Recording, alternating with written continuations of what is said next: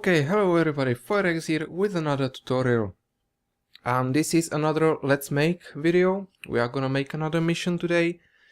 It's almost 1 AM and fortunately I've got 2 Red Bulls in me, so hopefully I will not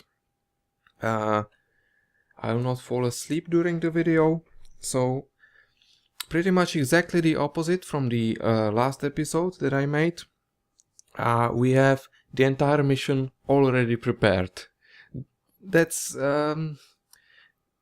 quite a change, I'll be honest with you, and it is because the whole mission that I made here is kinda integrated.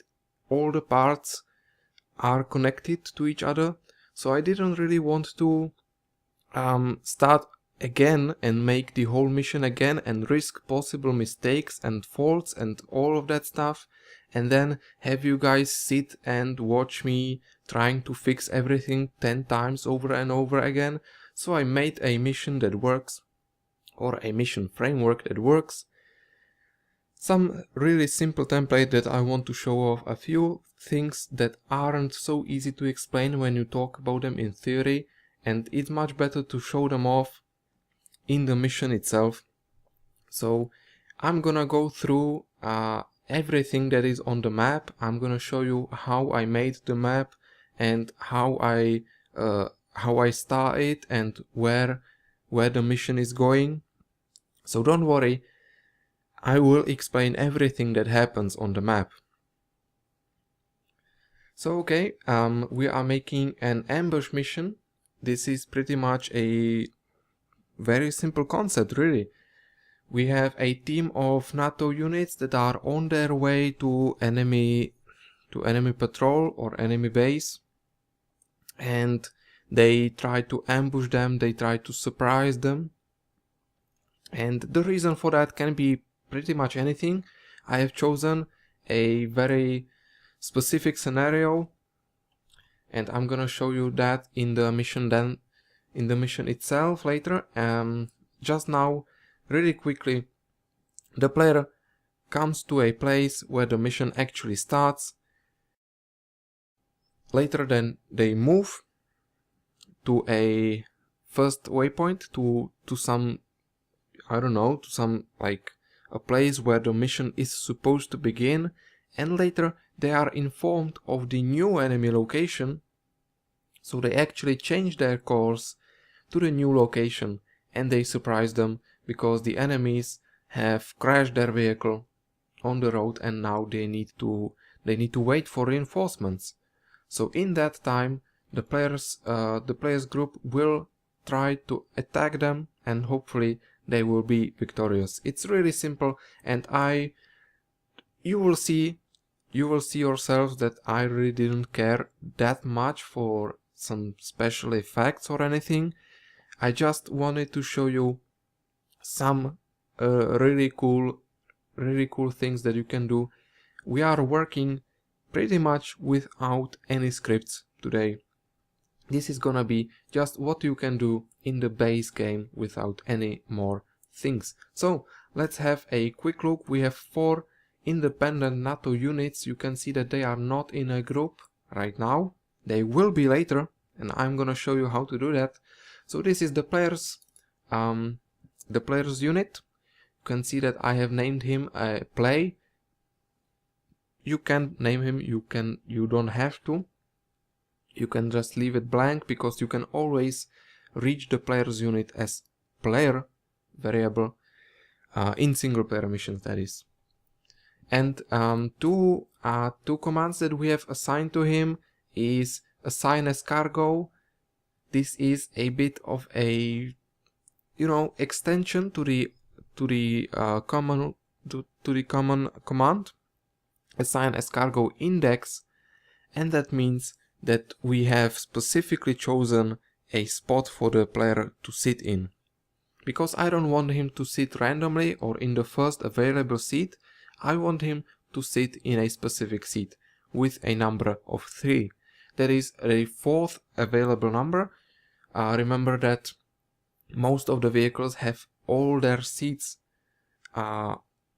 marked by a number, And for the cargo, so for all the passengers, this number usually starts with a 0 and goes on until the vehicle capacity is reached. So we are boarding a helicopter that has, I think that it has 5 available seats. So yeah, I want him to sit on the 4th one, so on the number 3. And because the assign as cargo doesn't actually move him in, it just assigns the seat to the player's unit, but doesn't actually do anything else. I have also used the move in cargo, and you can see again I have moved him to that specific seat. So I have done pretty much exactly the same thing with the others. I have assigned specific seats to all of them, and that is because I want it to look a bit better, a bit more like cool. So this is the helicopter. It's named H. You can see that all of the units have the vehicle's name over here, the first thing in the array. So the helicopter is a pretty common thing. It's locked right now, so this lock true. I could also use the vehicle lock, but I didn't really want to do that to show you the command. So this lock true locks the helicopter for all units. They cannot leave or enter. And then I added the behavior command so that the pilot can fly as he wants, because you know, if the AI notices an enemy, or they for some reason they start panicking, especially in helicopters and airplanes, it's really difficult to deal with that, and the AI can become pretty unpredictable and they can cause a lot of trouble for your mission. So I really wanted to make sure that the pilot will not be disturbed by anyone and that he will actually fly to his destination safely and without any problems. The player will not notice anything.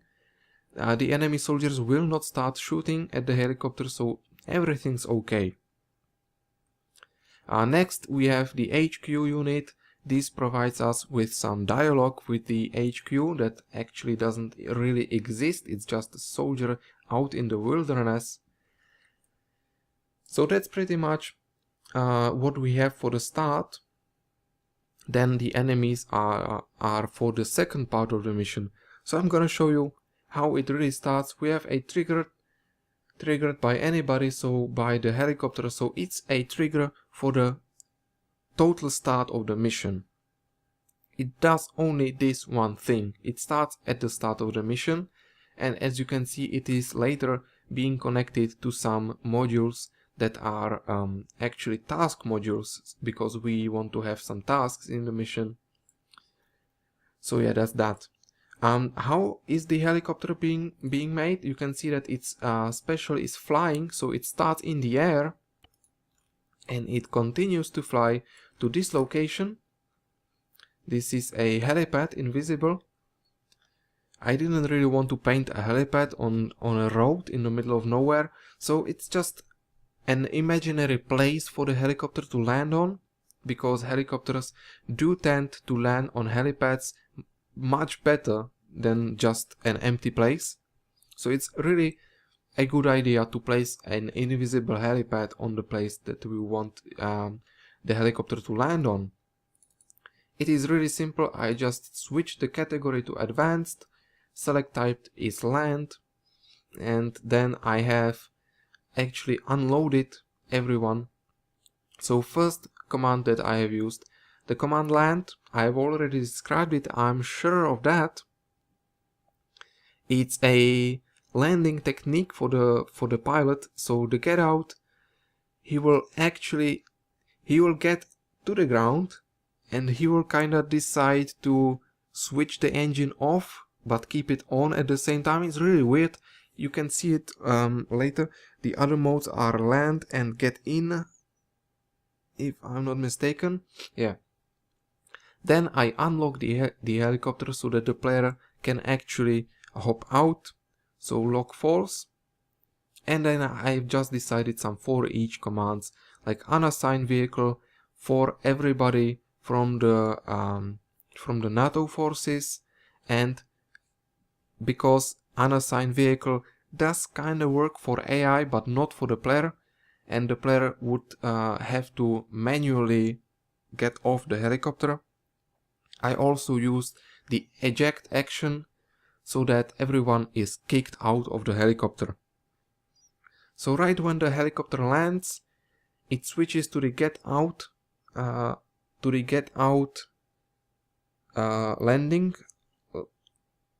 technique. It unlocks itself and everybody gets away, gets off the helicopter, and the helicopter no longer has them registered as passengers, so everything is okay. The helicopter is empty now and it can leave the mission because we don't need it anymore. So the second waypoint that I have here is far away from the mission. Actually, the helicopter just gets away and leaves. And the important command here is enable simulation. First of all, this command is really useful. You can see the official missions. If you opened any of them, they use the enable simulation pretty frequently, because it saves some processing memory and all of that stuff, because it doesn't actually have to deal with the helicopters somewhere far away, and B, it gets rid of the unit. It stops everything that the unit does. It stops displaying some damage and rendering the stuff, and it's really useful. So I have disabled the simulation of the helicopter once it's far away, because I don't need it anymore in the mission, so I can just scratch it completely and it will be much easier for the game to handle it. So next, the player also has some waypoints. I've totally forgot. There is one more waypoint for the helicopter, and that is in between the two last mentioned. So once the helicopter lands, there is actually one more waypoint very close to it. It's a normal move waypoint, and it has one condition: vehicle player is not H, so it's not the helicopter, and that means that the helicopter actually has to wait until the player leaves the helicopter. That is done automatically in the previous waypoint, that is for sure, but I wanted to make sure that the player really is not in the helicopter, and the mission will not proceed until he is out. If for some reason this waypoint will malfunction, it will not work for some strange reasons, this one is like for safety purposes, basically. Yeah. So to the player's waypoints. So he has just some basic move waypoints. He has one to the helipad. He has another one over here on this crossroads, and then the third one to the actual enemy spot. Now we want to switch from one to another, because we want to change the position dynamically in the middle of a mission, so that if the player's waypoint is like over here, far in the nothingness, we want the player to inform him on his way there that he actually doesn't need to go there at all, and that his enemy is actually on this location. So that is done by the switch trigger that we have over here, that controls a pretty large area, so that the player cannot avoid going through. And there are some more conditions and more stuff. What this does is basically, when you connect it to a waypoint and the trigger gets activated, it automatically switches to another waypoint. So that's what I have created here. If you notice how it's done, basically the player moves over here down to this move waypoint, but once the trigger actually gets activated, so once he's over here, the trigger switches the waypoint to the new one, to the next one, and the player actually goes over here automatically. So it really makes the dynamic tasks much more interesting. Okay, so let's have a look at the trigger really quickly. It's type switch, as I already told you. The activation is blue for units, and in the condition we have this, so the activation blue for the trigger itself. And another condition that we need is that the position of the player on the z-axis is less than 2. And that is because if by some means the helicopter flies over the trigger, it is a blue 4 unit, it has some other blue 4 units inside, but we don't want the switch to happen yet. But as we know, if we are in the helicopter, we are most probably quite far up in the sky. So if we check the player's position on the z-axis or in the altitude, and it's less than 2, then we can be sure that he is actually on the ground and not in the helicopter. So this is kind of also like a safety thing that you can have in your missions. Okay, and then we have some communication with the HQ, just some side chat as always. Just anything will do, really. Okay, so next thing that we have here, the enemies. It's pretty much a very simple thing. I have just added some op4 group. It's if you are really interested, it's recon patrol. So 4 units. There is an enemy Ifrit and a civilian truck, and this is supposed to simulate somehow the crash. I haven't really tested it. I have used the set hit command, and that is basically used for damaging specific parts of the vehicle. Now it's really not very easy to find the actual name of the part that you want to damage. I think I saw some really cleverly written event handler for that, so I'll leave that in the description below or somewhere in the mission, I don't know yet. That you can sort of get most of the parts of the vehicle. So I have found that one of the wheels is called wheel_2_1_steering, and I want it to damage for 1 of damage, so the full damage, as in the set damage command. So this is damaging one of the vehicles or one of the wheels of a vehicle. Then I have a smoke module, so basically category effects, smoke module. I have reduced the numbers over here to 0.1 so that the smoke is kind of a bit more black, but not that much. The effect size is reduced because the natural smoke that is with the effect size 1, that's a bit too big for, you know, a normal vehicle crash. Also, the lifetime of particles is a bit decreased so that it doesn't go so far up in the sky. And the rest of the numbers are pretty much only your choice. It doesn't really matter that much. The truck boxer is just a civilian car. It's locked, but there's nothing else to it. Okay, so next thing, we have a common trigger, op4 not present. So once the enemy forces are gone or dead, the mission will end. It will be a normal ending, just the usual end one. So basically, then we have the tasks. I will get to them later.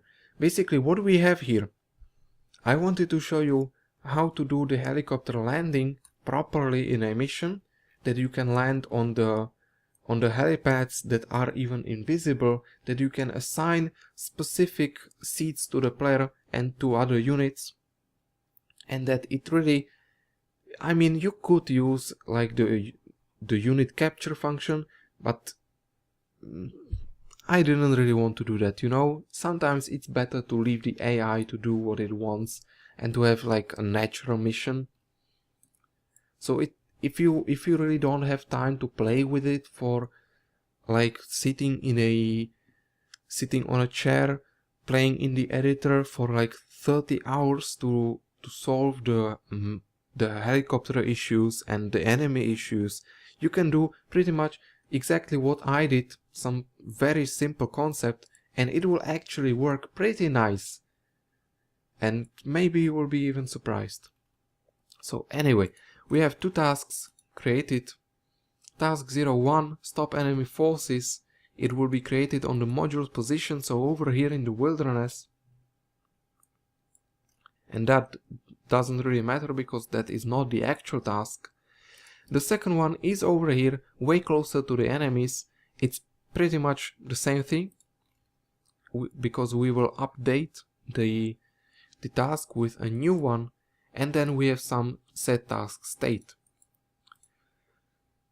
So the first one that we have here is the task state of the first created task, and that is once the switch gets activated. So once the actual position of your enemies is revealed, so the first task gets cancelled. That's pretty logical. And this is the ending task. So once you eliminate the enemy forces, you succeed the mission. Other than that, there's really not much else to the mission. I mean, we can try it very quickly. I mean, I didn't really need to add anything else to the mission. It's pretty much it. We will see in a moment that we are now in the helicopter. Nobody is sitting in the actual helicopter. Everyone is on these funny little seats on the sides. And that's exactly what I wanted to do. I wanted the soldiers to be outside. And the AI lands the helicopters in a very strange way, but at least you can rely on that. And once you get used to it, you know that it lands exactly the same way every single time. So that's something positive about it.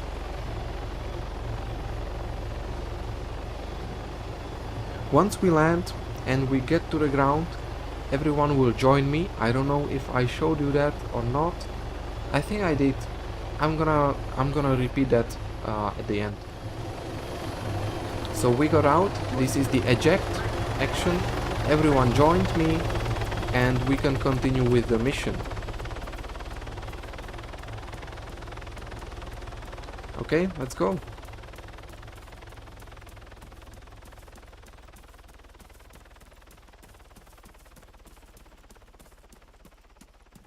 It is really not far away.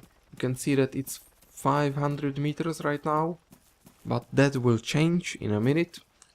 Let me check the map really quick.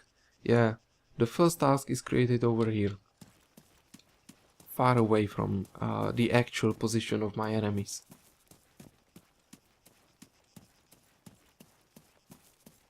So as you can see, it's pretty simple. I didn't really want to waste my time and your time on some fancy effects or anything. There it is, the switch. Now we have a new waypoint over there.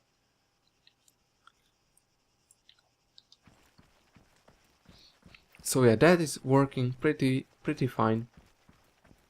And you can see that the mission is very simple, and it actually doesn't really include anything that you could use right away. You will have to work with the mission a little bit more if you really want to make something out of it.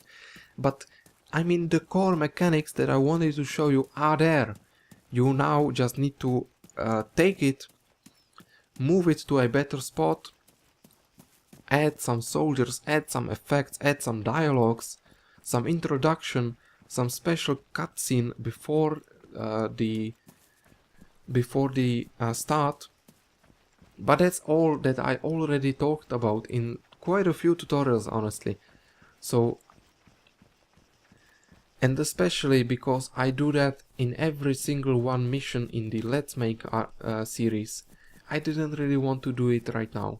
I didn't really want to, you know, do the same thing for the 5th or 6th time in a mission in exactly the same pattern. That's really not what I want to do. So yeah, let me damage false. Make sure that I don't die, because, you know, these soldiers are still a threat, and I want to show you how the vehicles look. So there are some soldiers. There is the vehicle. There's some smoke over here. You can see that the Ifrit has one of the wheels totally destroyed, and that looks almost like a normal crash. You can of course add more effects to this, make it look more realistic and all that. So let's kill everyone, end the mission right here and now. Mission completed. You can see that it pretty much works just as we designed it to. So yeah, I know that this isn't really what you are used to in the Let's Make series. It's usually much longer than this, and it's also, there are more things, but if you look back at the missions, you will see that basically it's me creating this framework, this template of a mission, and then adding a bunch of effects that I use over and over in every single mission in exactly the same way. So I thought that maybe if I only did the basics and left out the effects, it would be pretty much the same, only it wouldn't look that cool, maybe. But that's really not what I'm after right now. I want to show you how the game works, how you can create very nice functional things in a very little time, in a very little amount of time, and basically I don't have to do the effects over and over. You can see other episodes. I always do some briefing notes and multiple debriefings and all of that, and some author and overview text maybe. You know, that's really not needed at the moment. And some markers and all of that. So the last thing I want to show you is how did I... oh, there it is. Okay. So there is the join mechanic that I use there. So you can see the time here is the mission time. So once the mission is started, the variable time is 0, 1, 2 and continues to count. It's something different than daytime that indicates the actual in-game daytime. That is like 5 o'clock right now. You can see it's 17. The time is the mission time. So once the mission time is more than 4 seconds, so once the game has enough time to load all the data, move all the soldiers into the helicopter, so that's one condition. And once the vehicle that the soldier S1 is in is actually S1, so basically once the S1 unit is out of the vehicle, that is this rifleman, then all three join the players group, which is basically just the players unit. So what I have used here, vehicle command, it returns the name of the vehicle that the unit is in. If the unit is not in any vehicle, it returns the unit itself, so basically this is what I have used. And the join command, you could use either join or join silent. The join silent doesn't use the radio to inform you of your new units, so basically it's just a new unit pops up at the bottom of your screen, but nothing else. And I have used an array of 3 units that join the group that is indicated by the player's unit. So basically I could write either join group player, but that's exactly the same as join player, because the player is alone in his group. Okay, so I think that this is pretty much it for the mission. I already told you my reasons for this, and I think that it's all that you need, really. I mean, the effects can be done in so many different ways, and I've already made quite a lot of tutorials on this topic of making different effects, different like animated texts and all of that. You can see all of that in my channel. So yeah, I'm not gonna do that in every single mission, like in every second or third mission in a row. I may do some of the effects, but not right now, you know. It's enough what you already have in other tutorials from me. So yeah, I think that's it for this video. Thanks a lot for watching. I hope to see you all in the next one. Comment, like, and share, and have a great day.